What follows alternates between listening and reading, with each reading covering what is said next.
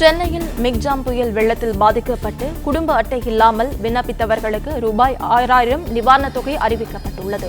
இதுகுறித்த முழு விவரங்களை இணைப்பில் காத்திருக்கும் செய்தியாளர் மாணிக்கம் வழங்க கேட்கலாம். மாணிக்கம், வணக்கம். தகவலை பதிவு பண்ணலாம்.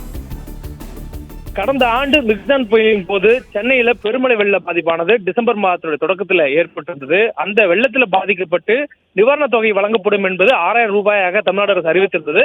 அந்த 6000 ரூபாய் நிவாரணத் தொகையை சென்னையில் குடியிருக்கக்கூடிய குடும்ப அட்டை இல்லாதவர்களும் பெறுவதற்கு வசதியாக விண்ணப்பங்கள் விநியோகிக்கப்பட்டன.